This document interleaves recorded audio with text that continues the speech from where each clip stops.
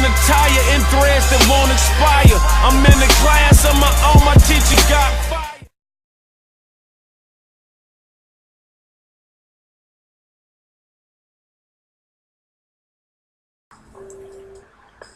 What's up, YouTube? I'm here with a new episode, and today I'll be doing an album review. I'll be doing Earl Sweatshirt.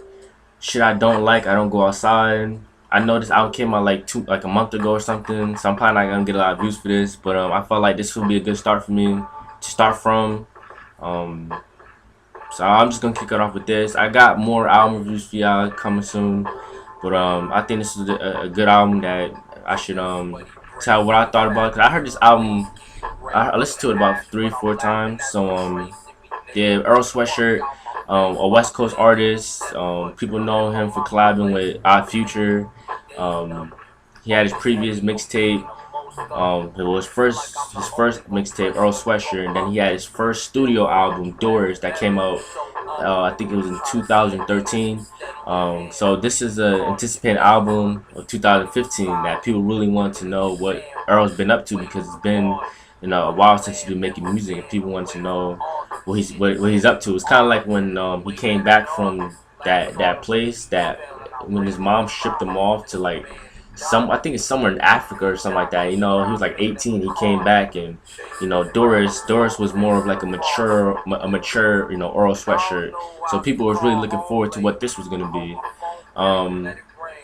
My first thoughts on how I thought this album would be. I thought he would be explosive and putting on a hot beat and just ripping it to shreds and ripping it to pieces. I thought he'd just be rhyming over some beats and just going in, like just spitting fire. But this album I'm a little bit taken back. When I first listened to it, I was like, the first two tracks, with Hugh and stuff, it kind of like took a little time for me to like mold into the album and try to really get into it. Like, it really picked up for me when they got to the third track, Faucet. I mean, that's the track that really woke me up a little bit and really got me tuned in. That track, that's when the lyrical content started coming in, and we start to get a feel like, okay, what is he trying to get across our mind? And throughout the whole album, you understand that, Earl Sweatshirt, I mean, him being, he's basically antisocial. This album, he's telling us how, he can't trust nobody. He doesn't know who to believe. Even on the track Grief, he was saying, I think I wrote the lyric down, but I thought this was a good lyric, because this was basically the whole concept of the album. But he said, I think the hook goes, I've been reaping what I sow, nigga. I ain't been outside in a minute. I've been living what I wrote, and all I see is snakes in the eyes of these niggas. Like, calling you through snakes, that's just him not trusting nobody, he's making he's turning his friends into enemies, you know what I'm saying? This album to me is basically, just him isolating himself from the world. I mean, for me, I thought he could have named this album "Me Against the World." That would have been a good title for this album. But basically him, he's feeling confused about life. He doesn't know who's real, who's fake. Even a line he said, I would never hug a fence because I don't want to choose which side to be on. So I thought that was a dope line. Earl Sweatshirt, this album, he's very confused and depressed, and if you look at the vocals and the hooks, he doesn't have any strong vocals. He's not really aggressive in a lot of the songs. I think Earl, I think he's very honest on this album too. That's what I really liked about this album. He was just very, very honest. Let me see this. Turn it down a little bit. I don't wanna. Oh, here I am. I didn't wanna let the music talk over my voice. But Earl Sweatshirt. This album again. It was very moody, and you get this dark sounding, cloudy type of production throughout the whole album. I mean, nothing really switched up. The beats never really switched up until I think the end of Grief. That's when the beat switched up, and it's kind of like I don't know how can you take it. It was more of a strange sound, but the tempo kind of picked up, and you kind of like, you gotta get a little hype. There's gonna be some kind of crazy thing to it, and they just got let down towards the end. And the new track comes in, I don't know what track comes after that. I think it's Off Top. I think that's Off Top. But you know, I think if you listen to every track, it has some content to it. Every song he's telling you about something of his life. So if you add up all the pieces, you get a good feel of who he is, and that's why you can't walk out of this album not knowing who Earl is. You know, when you have an artist, you want to know what kind of person they are, or or whoever. Your favorite rapper. Whoever's your favorite rapper, you want to get a good sense of who they are and stuff. So, um, you know. I think this was you can't walk out of this album not knowing who Earl Sweatshirt is. You know what I'm saying? So that's what I really liked about this album. I think it's very unique. It's very dark. Again, very laid back. I just think there was no singing on this album. You know what I'm saying? I think and he only had like 2 features on it. I think Dash. I guess that's Damon Dash's nephew or something like that. But he produced the track, and what's that? Off radio? No, AM radio with Wicca. I thought he had a good verse. I never heard of him, but I think he had a very good he had a good verse. I liked his voice for some reason. I don't know, it's like a itchy sound. Like it has he sounded like Kendrick from I. You know, Kendrick does that little thing with his voice. I think that's how I felt like that's what he was doing. But I messed with that beat. That's a cool track. That's like towards the end. Um, you know, there's not really much to really go into details with this album. I think that this was a good album. The content was there. You get a good understanding. He made it very clear on what he gets what he wanted us to hear. You know what I'm saying? Um, this is definitely one of the darkest albums of the year.